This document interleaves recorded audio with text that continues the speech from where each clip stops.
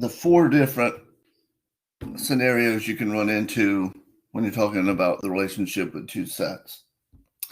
So remember, what a Venn diagram is, if I hadn't explained already, it's a rectangle that has the sets inside of it, and then it shows essentially the relationship between the sets.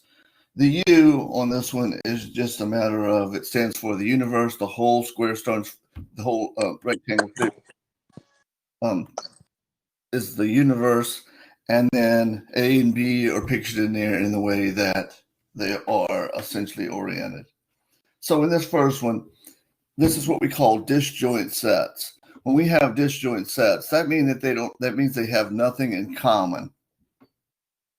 You can see the example that I have down there. A is 1, 2, 3, and if B is 5, 7, 9, there's no overlap on those two sets. Okay. If we have, and I've got it kind of written out here. See, the set A's got 1, 2, 3 in it, and set B's got 5, 7, 9 in it. There's nothing in common. So that's one example, disjoint sets. We're going to find out there's another word we can use called intersection in a second. Now, we talked about subsets and the difference between that and proper subsets. A proper subset is a set that's fully contained within the other set. The set that you're comparing to has to be smaller by at least 1 so that there's no equality. So in this case here, if B is 1 through 10, and remember, if I hadn't mentioned this before, when we do comma, dot, dot, dot, that means infinite set. But if we do comma, dot, dot, dot, and then we put an end value, that's a shorthand way of saying that the pattern continues from 1, 2, 3, 4 through 10. In other words, what would be in there is 1, 2, 3, 4, 5, 6, 7, 8, 9, 10. And usually that's just done to shorten sets. Hold on a second. Let me get this cat out of here.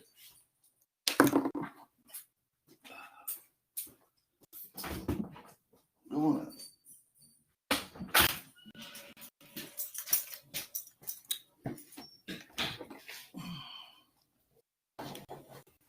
So set A is fully contained within set B.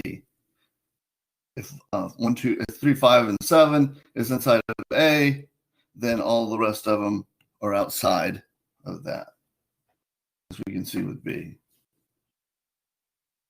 And that's the proper notation for it. A is a subset of B. That's the way we would write it.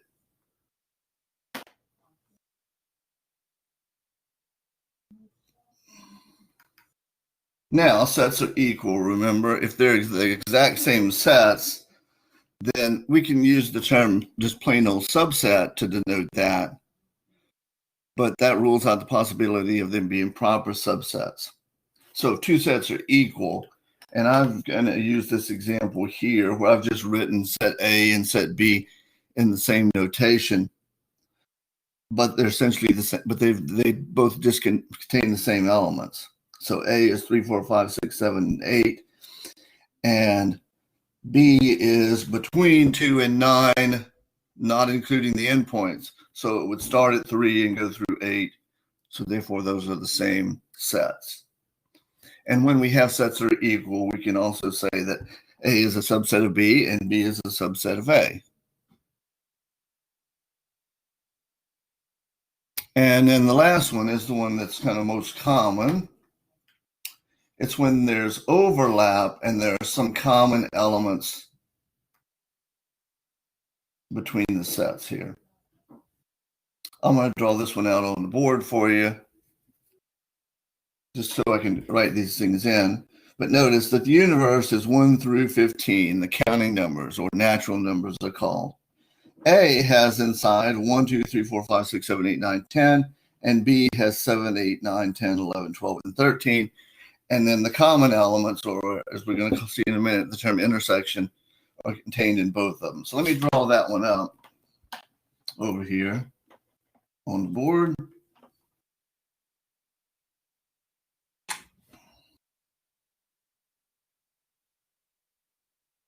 Let me take that black.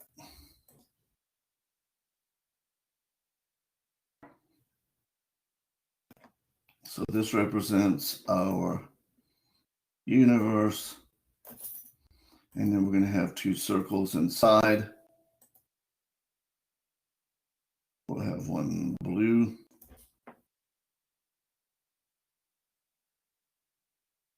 And one red. Let me take that one back and try to make this a little bit better.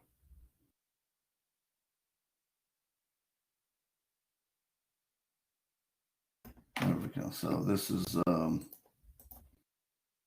set B.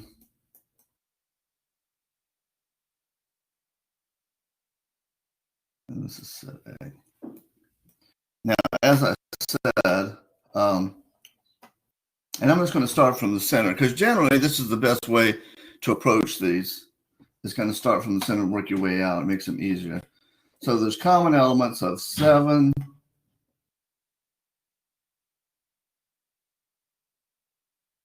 8, 9, and 10.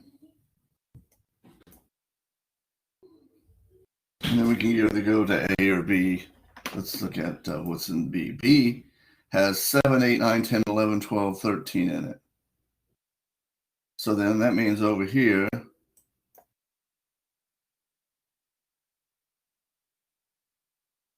and then set A had 1 through 10 in it. So we've started 7, so we're going to go here 1, 2, 3, 4. Down here, I probably should have wrote them vertical. But there we've got the relationship more or less done. Now, which numbers are missing? Because we know that A has 1, 2, 3, 4, 5, 6, 7, 8, 9, 10. That was what was established over there and what was given. And then set B has 7, 8, 9, 10, 11, 12, 13. But there was also indication that the universe contained the values 1 through 15. So what's not in there are the 14 and the 15. They're in the universe, but not in any one of the sets. But as you can see here in this diagram, we have all of the things that are in our universe put in the particular place where they go, 1 through 15. All right, any questions about that?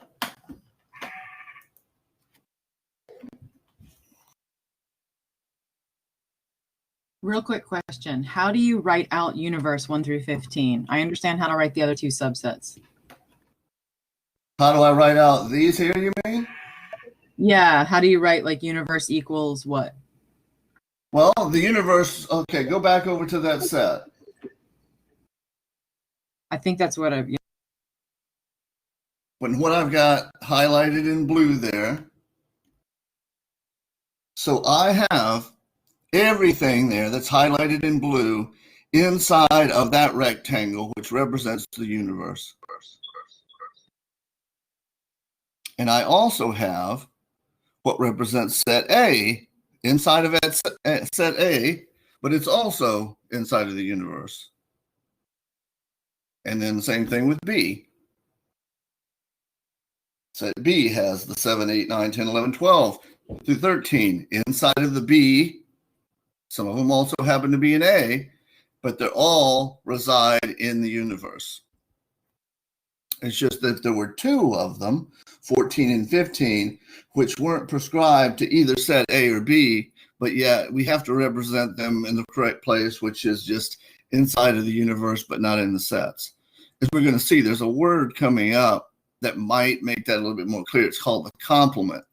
The complement of a set is just something that's not in that set that's yet in the universe. Does that make that a little bit more clear? If it's not clear now, I think when we get to this idea of complement, maybe it'll make it more clear, and we're going to get there pretty quick here.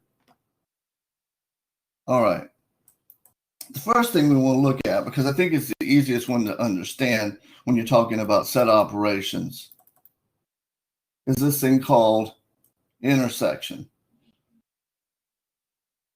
We've already established on that last problem there that the common elements were 7, 8, 9, and 10. All right, well, that's what we call the intersection. It's like that's a common word to use for where two roads cross. And if you're the intersection of Canal and Rampart, standing right there where the streetcars are at, you're on both streets. Okay? Now, there's a symbol for that. It's like a little upside down U. That's the intersection symbol. Right there.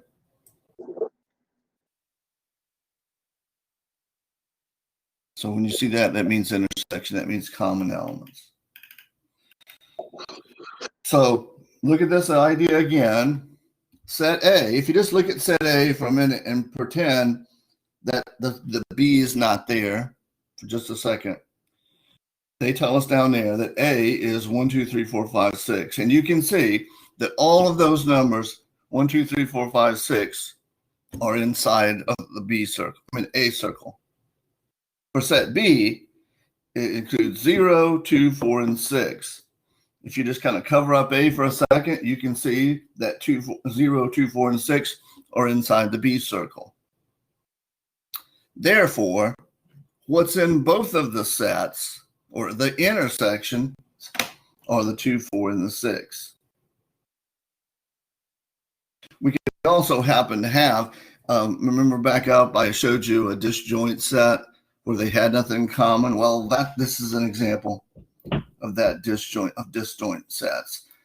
Set A is a few even natural numbers, and set B are odd natural numbers. Well, with those, there's no possibility of overlap. If we were to draw those out, they would be in two separate circles where there's no meeting place. Since these have no intersection, we say that the intersection is the empty set. The empty set, no common elements.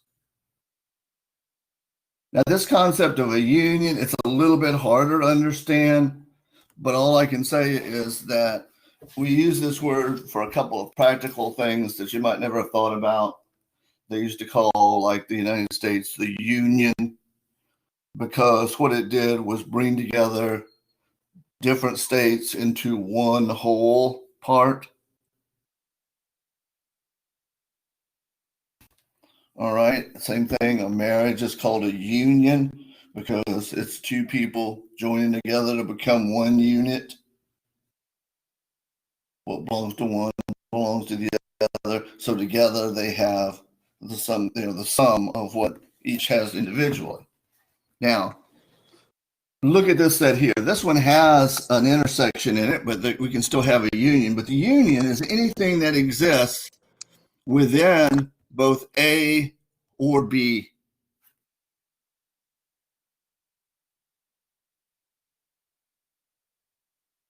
And now,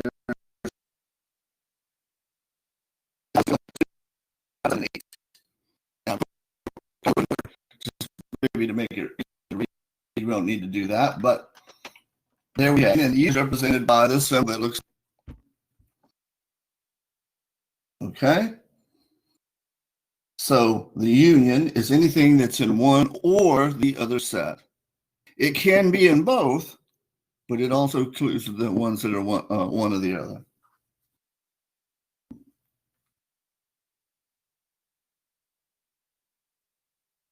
So here's a little formula that will come in handy. And let's just kind of look at this. It says the number of elements in the union of two sets is equal to the number of elements in A plus the number of elements in B less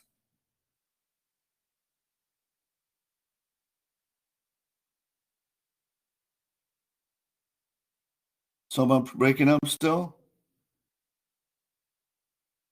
Maybe, yeah, I went away on the video, at least. I can restart it if you need to.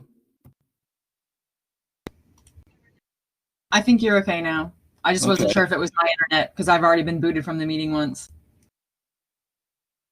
That's probably something to do with this. So I wonder why my picture's not up. Oh, I know why.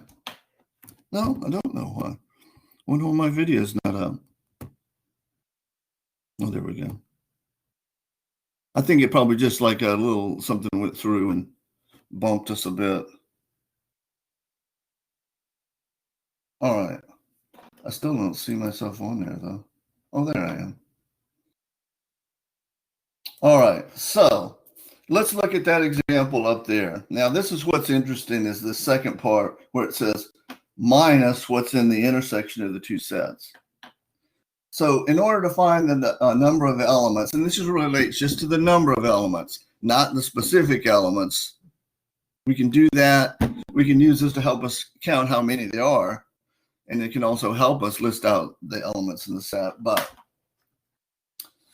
So I'm just following this formula here. So for this example, in set A, there are 1, 2, 3 elements. In other words, kind of just cover up B for a minute and just look at A. There's 3 elements in there. That's what that 3 is there. Now, if you cover up the A part and just look at B, there's 1, 2, 3, 4 elements. That's what that 4 elements. That's what that 4 represents. Now, the intersection is that part where you're in both right there that contains those two values, the 2 and the 5. So that's why I subtract out the 2. And we find out that there's 5 elements in that union, which represents, it's pretty much well represented because I've got 1, 2, 3, 4, 5. But I want to ask you this question. Why is it necessary to do the subtraction part here? Because if I hadn't, I would have ended up with 7, which is obviously not correct. So why do you need to subtract that, just in a general kind of way?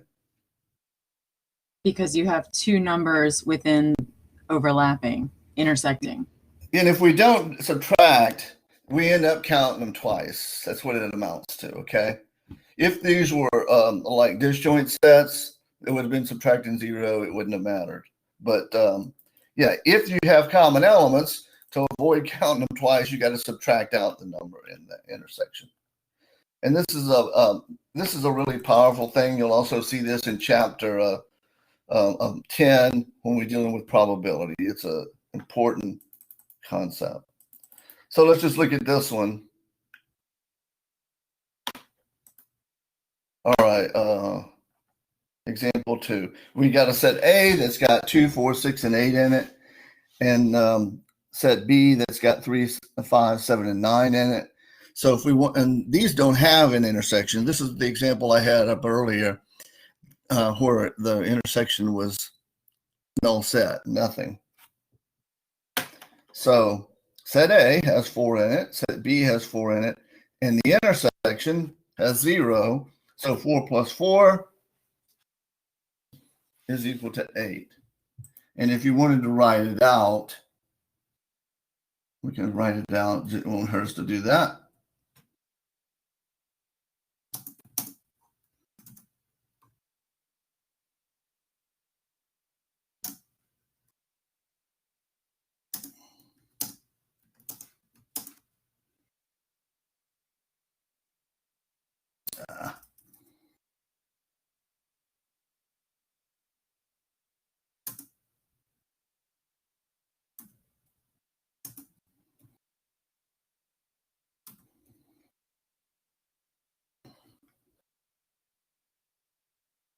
One second. Oh, there's a 9. So you can see there's the 8 elements. Because generally speaking, when we're talking about sets, anything repeated twice would not count but once anyway, too. So that's kind of consistent with that now, with that concept. Now, here's what I was saying about kind of understanding the relationship between the universe and the two sets. The complement should hopefully do that for us. And we're going to look at an example that's very similar to the one that I drew out. But a complement of the set is just a set of all elements that are not in that particular set. So if we're talking about A complement would be the elements not in A, but yet are in the universe. Now, the symbol used to do these two things, or I'm sorry, to represent this intersection is A prime, or it's an A apostrophe, different way things people might call it, but that's read as a complement. So let me just show you. If we've got a set that's got 1 through 10 in it, natural numbers, and set A is 2, 4, 6, and 8, then what's not in A is 1, 3, 5, 7, 9, and then also the 10. And so the way this works is if we take that set A and we take that A complement, there will be nothing in common. There will be no intersection between those two. But if you put them back together, union them together, you will get the universal set. So see, you got 1, 2, 3, 4, 5, 6, 7, 8, 9, and 10. If you put them back together.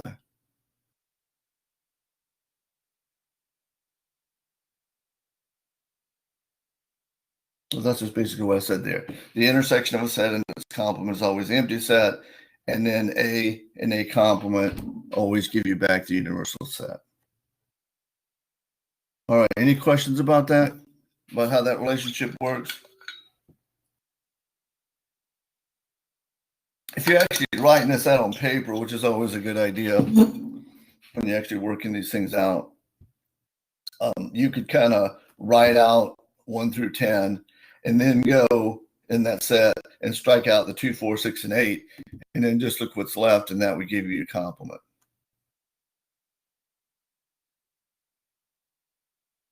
All right. Now, we're mainly going to talk about two-set Venn diagrams today, and then Monday we'll finish up with the three-set Venn diagrams. But you're going to run across in your work where they'll ask you to shade in a certain, they'll give you some set notation, and they'll say, shade in the areas that's represented by this.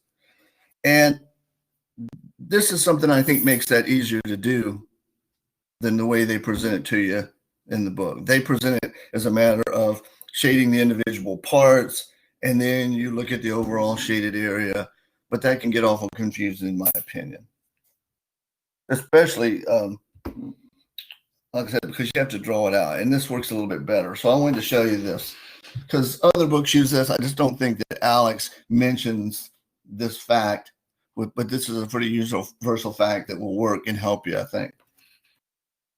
If you've got a Venn diagram that has two sets in it, then here is the way we can name them. If we just look at what's called region 1 here, that's a Roman numeral 1 that I have my cursor over. What that represents is it represents what's in A only. In other words, it goes like this kind of partial moon shape that I'm outlining here. That's region 1 or sector 1 is, I'm calling it Roman numeral 1. This football shaped area, region 2, is the intersection between A and B. And then 3, Roman numeral 3, is just what's in B only.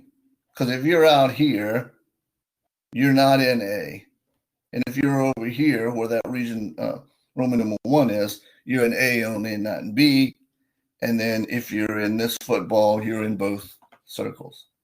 Now, region 4 out here, Roman numeral 4, is the complement of that union. Remember, the union is anything in those 3 sectors inside of there. If it's in region 1, region 2, or region 3, that would be part of the union. You would put all those things together in the union. And so region 4 represents the complement of that, or you could say it as neither A or B. Neither A or B.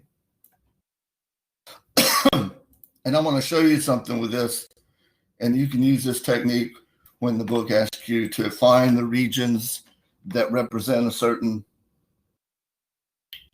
set operation. And when we have a day next week to review, I'll try to bring this back up, and because I'm almost invariably you're going to have questions about this, because students most always do. There's also a similar one for 3 Venn diagrams. We're not going to heavily look at that now, but just kind of notice how the pattern works. 1 is A only, 3 is B only, 7 is C only. 2 is the intersection between A and B only. 4 is the intersection between A and C only. And 6 is B, C only. 5 is the intersection of all 3 of them. And then again, 8 out here, Roman numeral 8 is the complement of the union of all 3. So neither one of them. But one thing we're going to look at now is just, we'll come back to this right here. But just 2 sets and how set operations work with 2 sets. And the Venn diagram can help us. We don't always need to use it. But I'm going to show you this. It's just it's a little proof to show you that something is true. And this is right here is what we call De Morgan's laws here. There's 2 parts to De Morgan's law. There's the one here. I've got it. It's I and, well, I guess you could just say 1 and 2. So the first part, this one over here on the left, you can essentially say it's the complement of the union of 2 sets, because you have inside of the parentheses, you have an A union B, and the complement is to the whole thing. And it says that is equal to the intersection of the complements. And then this is the other one. I'm going to show you how to prove that this one is true.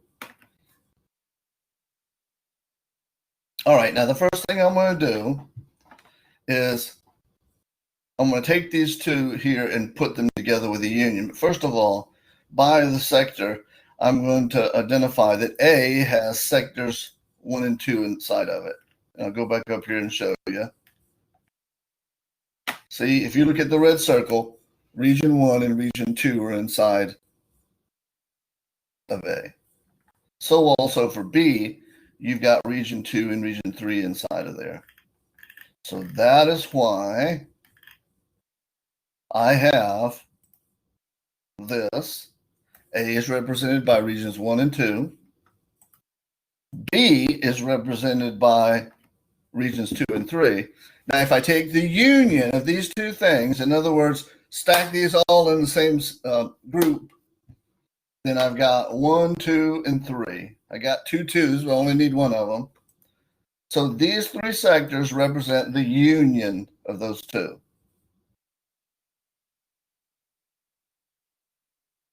So see that? 1, 2, and 3. If it's in either one of those 3 sectors, it's in the union of those 2 sets. Now, one last step on this little proof thing. If I take the complement of that union, in other words, what's missing from this? 1, 2, and 3. Well, 4 is missing. 4 is not in there because it's out here. So 4 represents everything outside of the two circles. So naturally, that's the complement right there. All right, we'll finish that left-hand side. One more little thing. Now, let's do the right-hand side of this first one here. So A complement is 3 and 4.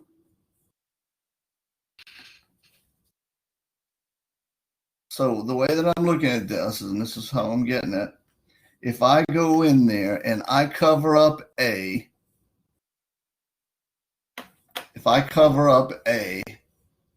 then the only thing that's left is 3 and 4. So the complement of A is regions 3 and 4. 3 and 4 are not in A. And likewise, while I'm up here, what's not in B is 1 and 4. Neither 1 or 4 reside in B. Okay? So there's A prime or A complement and B complement.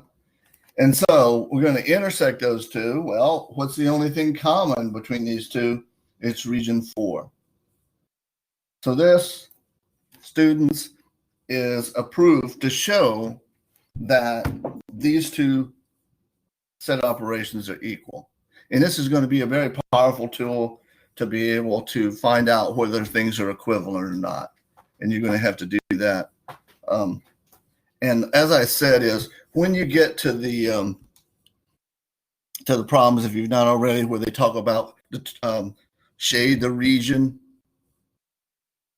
and they'll give you a set operation like this, and they'll say shade the regions represented. Well, this would be the way to do it. If you ask for my help on it, I'm just going to take you through this method again. But that right there, region number 4, is what represents this. All right. Let's look at some more set operations and then finding cardinality and all right. We got 3 sets. Well, we got the universal set, which is a natural number less than 20. Now you got to make sure you get that right, because even though they mention 20, they say less than 20. And so I've taken the opportunity here of writing out visually so you can see what's in region 2.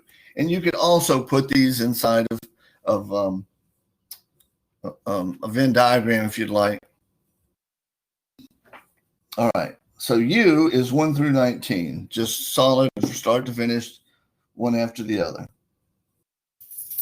A is an odd natural number less than 16.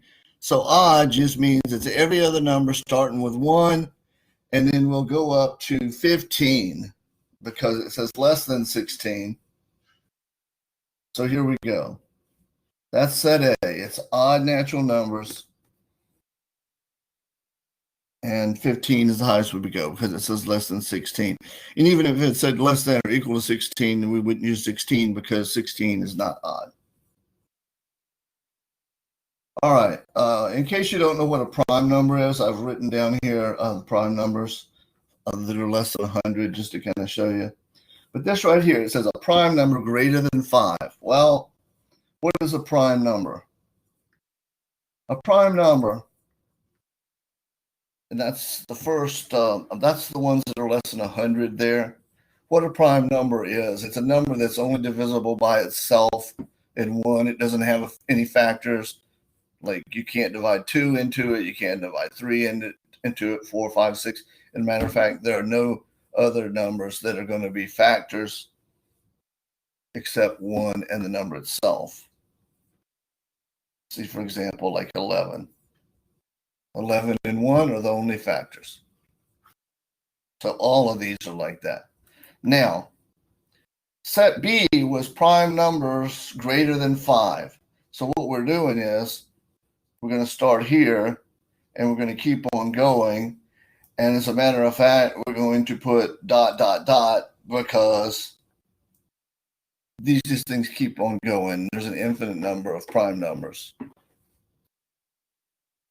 And so what I did the same way that I've done with these other ones. I put in the first four and then comma, dot, dot, dot. The first four establish the pattern, and then the dot, dot, dot is to just show that it goes on and on. Now, the one that I want to do first is the number in the set A complement. All right, we know what's an A here. So how do we find out what's an A complement?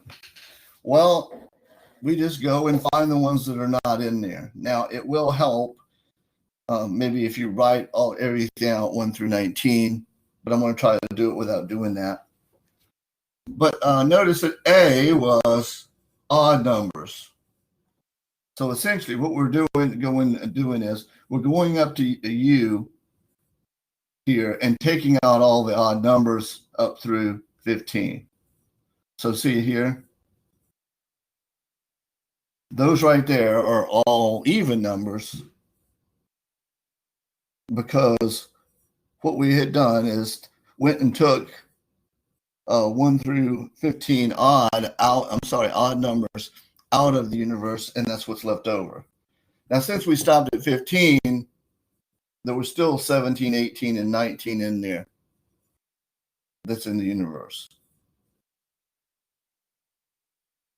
So that's a complement right there. And then we were asked the number of elements in a complement. Well, you can just count them once you write them out. 1, 2, 3, 4, 5, 6, 7, 8, 9, 10, 11. So the number of elements in a complement is 11.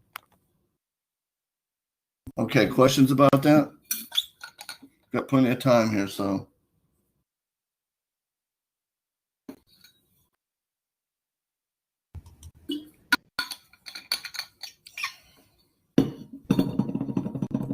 What you got? Catherine, you got something? I think I printed this whole thing before you had this, so I'm trying to write everything down. Okay, well, you got the recording, yeah. Because I put them in here last night with my other class, so yeah. Oftentimes what I'll do is I'll put things in and then I'll take them out, or I'll write them on the board, one or the other. But I was trying to figure out if 1 was supposed to be in there. In what, a complement? Yeah. No, because it's even. Okay, I see it. The 1's in there, so that would have been taken out. Yeah. So it's just the even numbers that are in there until we get to 17 and 19. The 17 and 19 weren't covered in A, so they stay in the universal set.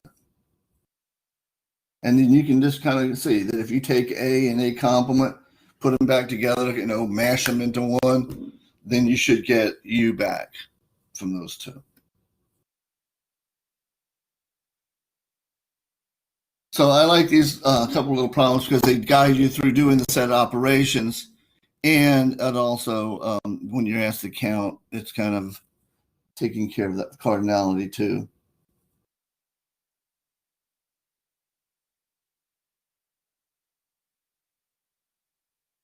But yeah, I'm always adding into these notes. So yeah, they're what I call dynamic. I had put in some of these little symbol and things further on up because I hadn't had done. I didn't even notice I had them done. Had not done them. All right. So now the next one we want to find is the number of elements in A complement union B. Well, since we've already got A complement already built, we can use that to our advantage. And we're going to union that together with B.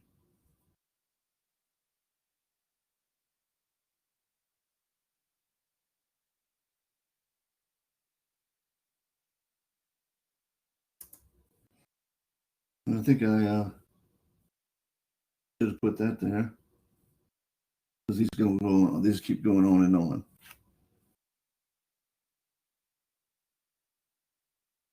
All right.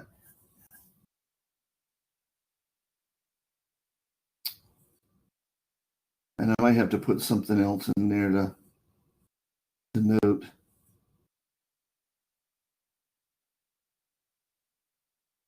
I probably should go ahead and put, okay, so what we got to do is do a complement, and it goes 2, 4, 5, 2, 4, 6, 8, 10, 12, 14, 16, 8, 17, 18, 19, and then these keep on going. Now, 19 is a prime number. So I'm going to put a few more because they like us to do at least 3 and maybe 4 to show that it goes on and on. So then right here now, after we get past these are all prime numbers, and they're just going to keep going on and on. And so this right here is, so I messed this up last night. Just not noticing that. So this set is infinite.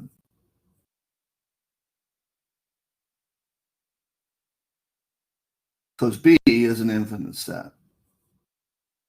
That is greater than 5. How did you get in here?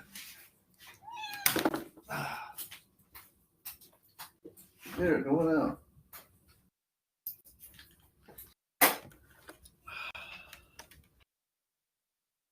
Okay.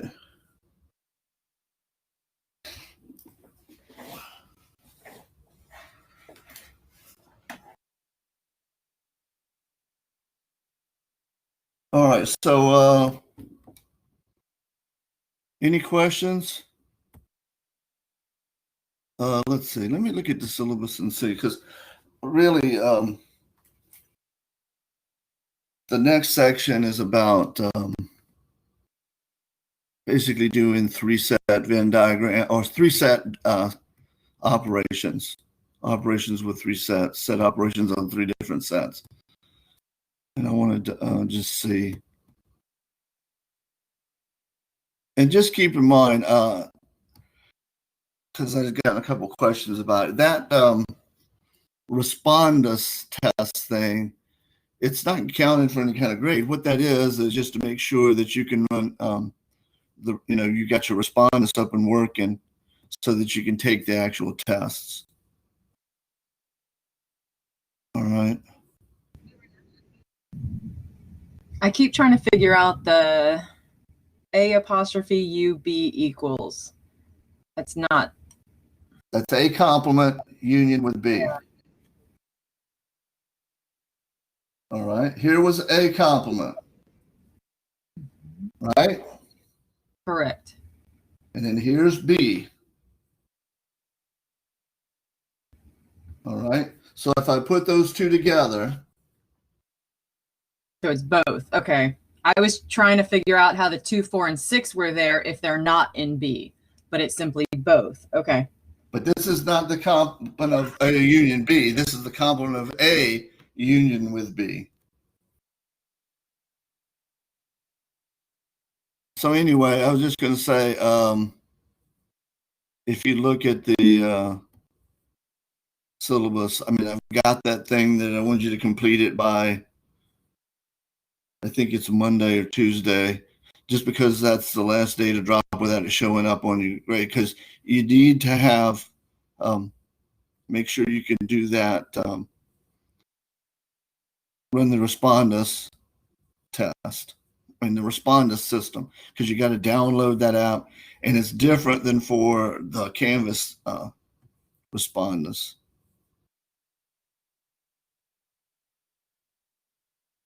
Mr. Cruz, Mm-hmm. it's due Monday, correct? Well, here's the thing is, okay, if you haven't already taken, I would encourage you to do it, because what happens if you can't get the damn thing running? You're not going to know whether you can get it running to take the test. So please don't look at things as a due date, as like a last day to do them, because the reason why you want to run it is to make sure you're going to be able to take the test. If you can't take the test in this class, you're going to be in trouble. So no, I was just asking. That's it. Thank you. Yeah, it is, but I say it is. It's not a test. It's a test to test the respondus system. Okay. It's not, it doesn't count. Yeah, I know. Yeah, I'm not counting it because some people were worried that they had, it only got 2 questions on it. Maybe they'd beat a 50 or they hadn't got any right. I'm not worried about that. It's whether you could get in and get the respondents to work, because you see there's tests that are coming up, and I'll show you this. Got you. Okay. Let me see. I'll broadcast this to you so you can see. What other kind of way can we do it? Because I can't download the lockdown on my computer. Well, that's true. I cannot address that thing, because I mean, you got to have a computer that can run this. That's why I've got it there as that due date, because that was to let you know that if you can't do it by that date, you can drop without it affecting your, showing up on your transcript. Okay, so you're basically saying I can't afford a computer. So that's totally unfair to people that can't afford it. Well, I mean, if you want to go talk to the dean and see if they can do something about you finding a place to work, but I understand that, but because you can't afford a computer, we're not going to make you take tests. But it's everybody else I've taken this class before, and I didn't have to have a lockdown to take the test. So why is it required that we have? Because now that's the only way we can proctor students. It should be other ways that we can take. Well, if you want to go and talk to the dean, you're free to. But I'm being pushed into this from the administration. So if you want to talk, if you can talk some sense into them, go do it. But I can't do anything about that. I guarantee you, there's nothing I can do about that. And as a matter of fact, I mean, the dean told me, he said, make sure you have them take that test before that drop date, so they're going to know that they can do it. I'll talk to them, because I have a computer and my computer is not allowing me to do it. So they must be going to provide us with something, because if we can't afford it, we can't afford it. Well, I understand that. I mean, the labs are open over there. I will be taking online classes if I can get to the campus, right? Well, you have to understand this. There's no other way to offer courses now. This is the only way we got to do it. And this is the way that they've laid them down. They're not going to just let somebody go through the class without taking tests that are proctored. I can guarantee you that, because they've been pushing that very hard this semester. I had to make all kinds of changes. I had to go in and make sure all of my tests were going to run the respondent system. Like I said, they do have a lab that's open over there, so you might be able to work something out. But like I said, I don't know much about it. I mean, you close to a main campus or the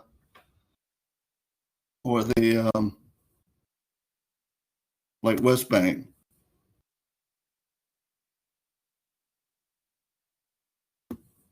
So, like I said, is go over and see what the labs, because I think you may have to make appointments, but I don't know.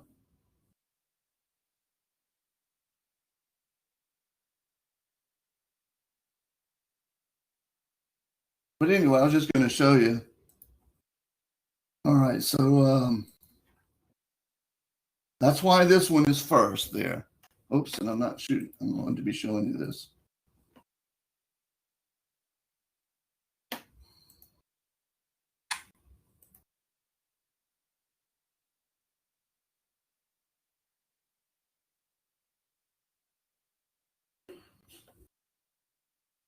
All right, so let me just make sure we got this straight. So this is a test. This is to test the respondent's browser. Like I said, it's there to make sure that you're going to be able to take the test, because you see, these are the chapter test and the midterm. They're all got to be done with the lockdown browser and webcam. See, all the way through. Because that's the only way we got to proctor people.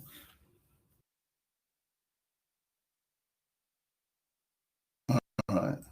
So notice that the first test will open in a few days, and then what is the third? Is that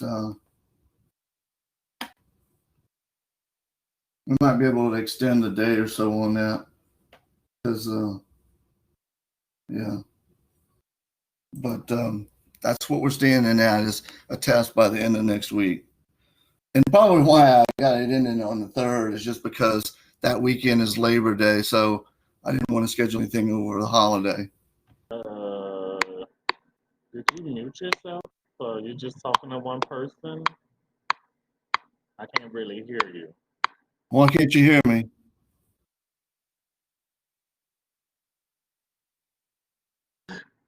Is it my computer? Can you hear me? Yeah, I can hear you.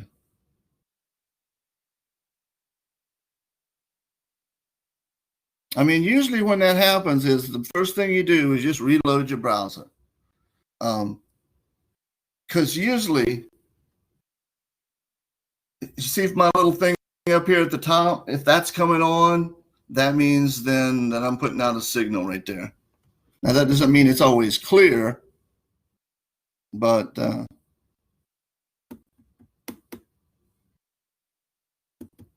that's what that means.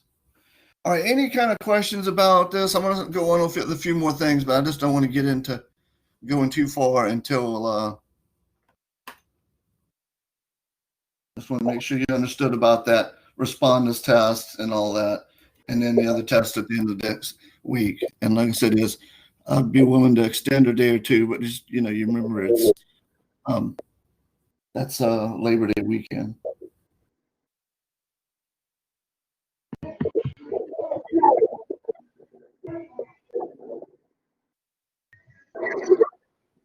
All right, anything? I think I seem to have missed most of that. My computer was, I guess, down for a second. I couldn't hear you. Okay, can you see what's on the screen now? Yes, I can clearly see what's on the screen, but I don't know. Okay, There. that's the calendar of things that are coming up. We got a first test by the end of next week. That test was test of the responder. You should hopefully have done that by now because that lets you know whether you got the technical ability to take the rest of the tests. Okay. Okay, where will I find that? Is it in It's right Canvas? there. Yeah, it's right there. This is Alex. Oh, okay, that's what I'm asking. Yeah, this is Alex. Okay. All right. Yeah. There's already, yeah. That's where you're the same place you're doing your learning path, but the tests and the quizzes, there's also quizzes in there too. Okay, that's a separate section from the actual part where I do my Alex assignment. No, it's in the same. Well, it's these are going to pop up as see, like for example, the practice test. You should already see that in there, and that's going through the end of next week. Okay, right about the same time that the test is due. All right, so that one you should be able to see. Oh, okay. Have you seen that yet? Yeah. I can see clearly now where you're going at with this. Well, I'm just saying, in your view, you should be able to see that quiz. You won't see the test. I mean, that's practice test. You should be able to see that. Yeah, it does pop up, but you have to press on something to get to that if you just want to go there. You know what I'm saying? Well, right. It's different, and all I can do is just go to the student view and do it. Let me do it real quick just to make sure. Yeah, go to the student view homepage.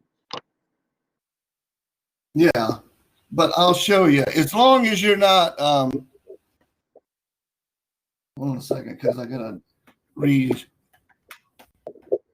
broadcast this because mine doesn't look like a student's looks unless I do the student view.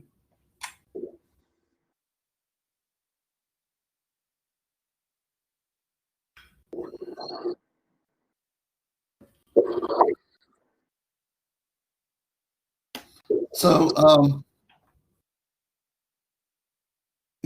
haven't started anything, but let me just show you.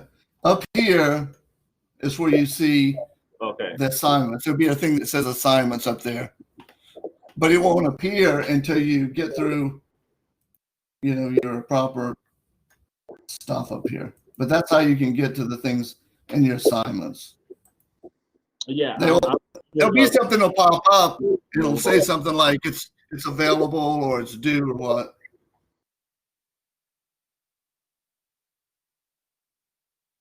And I'm gonna because I didn't do the all this stuff because but I'm gonna just see if I can get something that looks more like what you're gonna see.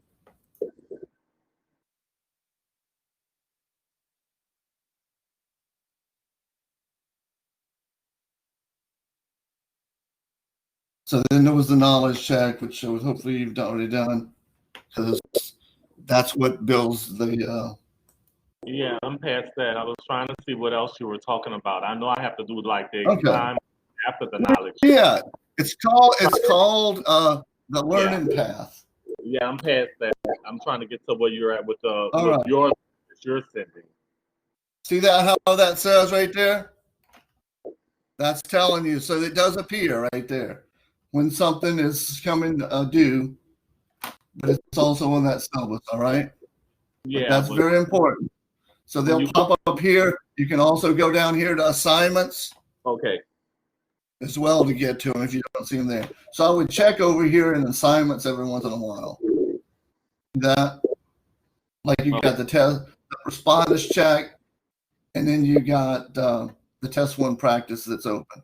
And then before long, you'll see the test one actual test in there.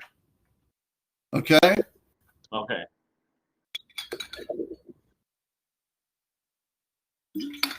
All right. Anything? I just wanted to make sure we got a little bit of the housekeeping before I moved on. We can just do a couple more set operations. I wasn't going to really mess with 3 today, but since we got, we're moving a little bit early. I mean, quicker than I thought.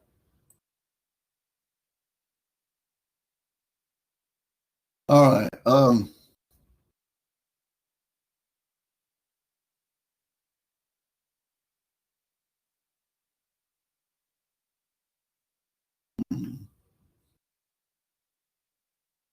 don't really have a lot here. Let's see.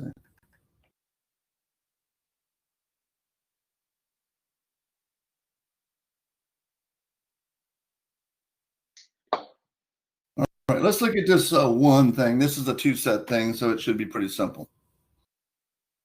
All right.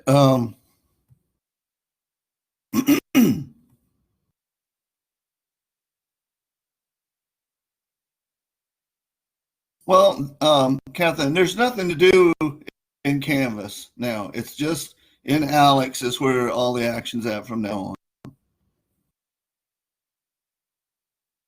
Well, the practice test is a test that counts for very little in order to help you get ready for the actual test. That's its main function.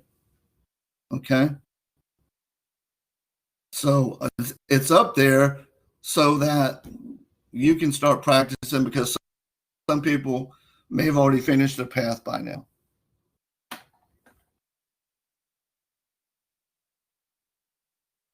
So let's go back over here.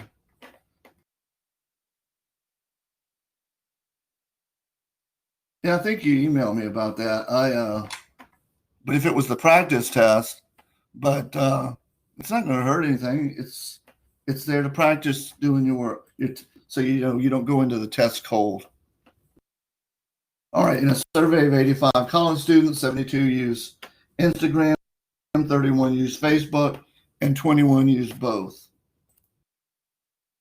All right. So I'm going to draw out a little diagram.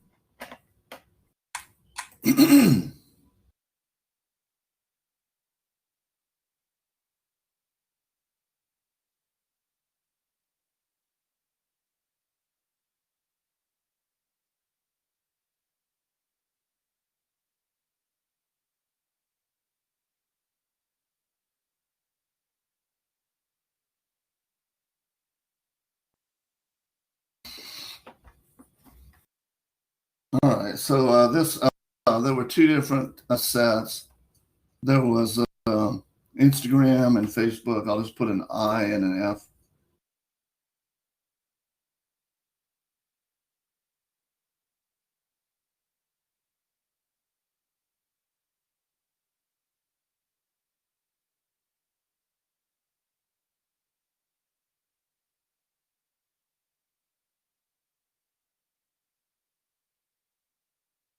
Well, there's nothing wrong with doing that.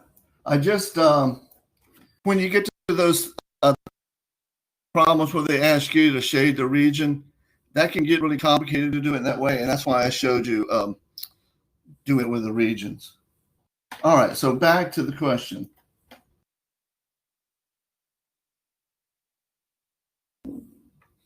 All right, So where would you start putting these numbers in? It says 85 college students total. That's the universal set. 72 use Instagram, 31 use Facebook, and 21 use both. Now, before you answer those questions, you'll almost invariably need to draw out something. So where would you put this information at? Where could we start at?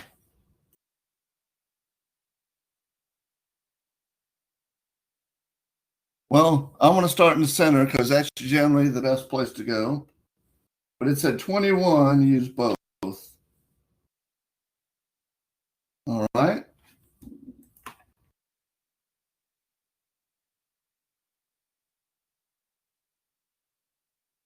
So go back over to the question. So what about those other numbers, the 31 and the 72? Where would I put those at on my diagram?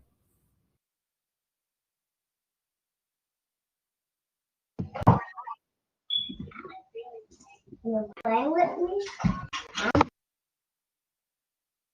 me? 31 use Facebook.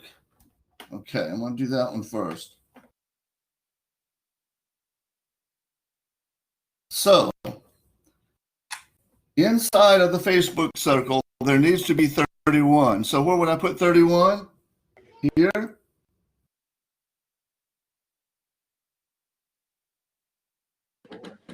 Is that 31 inside of Facebook? Look in the blue circle. How many is inside of there? How many is that? 31. That's 31 because we've got 21 in the intersection. We've got 10 in Facebook only. Yeah, that's why.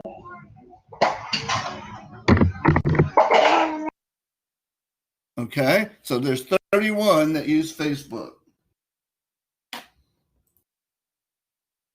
Back over here to the question. Now, there's 72 that use Instagram. So what we put 72 that use. Yeah, what we're going to do is we're going to have to subtract out that middle. That So you means, put 51? that's correct.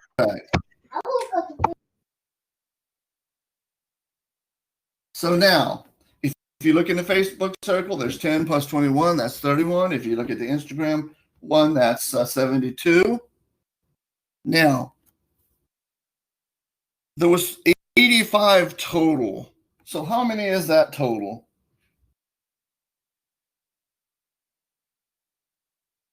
If you add up those three numbers. 82?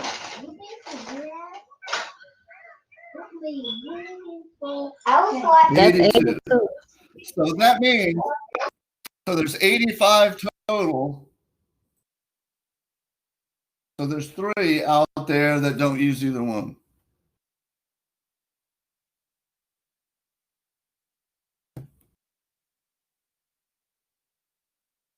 Okay. Now, once you got your thing there drawn in, and let's see if I can make enough room here.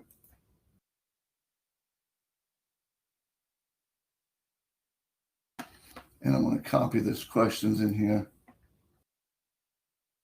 How many use Facebook only?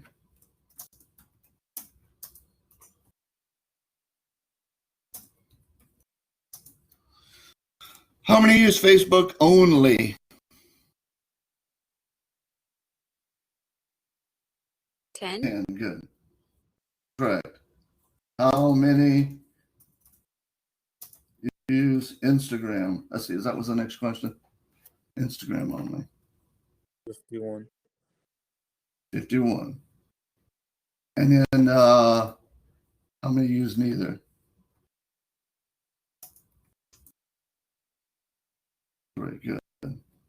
So in order to answer the questions, it's really important to draw out a Venn diagram of these because you really won't be able to answer the questions unless you're really, good at having an image like this in your head. and making sure it's filled in correctly. So I got to fill out, one of these things to actually do it. So, On the all homework, right. So that's how it worked. But on the homework, I was getting confused when they were using or. Like, how many use Facebook or Instagram or both? okay, let's talk about that. That'll be the last thing we'll look at. All right. Now, or is essentially the same thing as saying the union. So that means if it resides, and like I said, is the book or the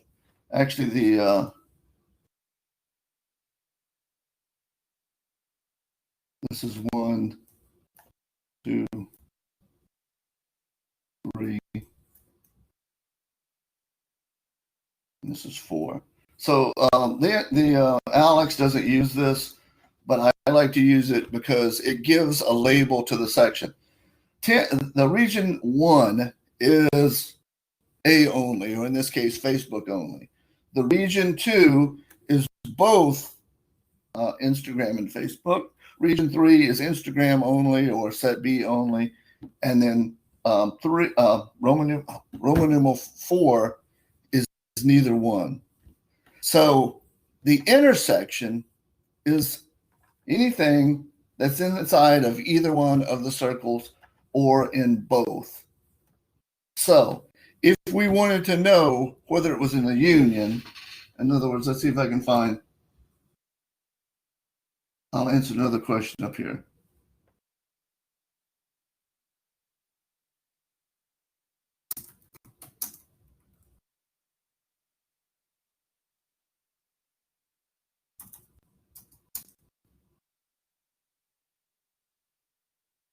Usually, I think this is the way Alex does it. They'll put the both in there. But even if you didn't have the both, it would be the sum of all three. So how many use Facebook or Instagram or both? Well, it's 10 plus 21 plus 51. And I think we said that was 82, right? So that's the or. It's just what's in any of the three circles. Well, I'm sorry, any of the three regions or in either one of the circles or both. Like I said, they like to use that or both and Alex. So is that a little bit more clear? If not, ask, because I don't mind spending more time on this if need be.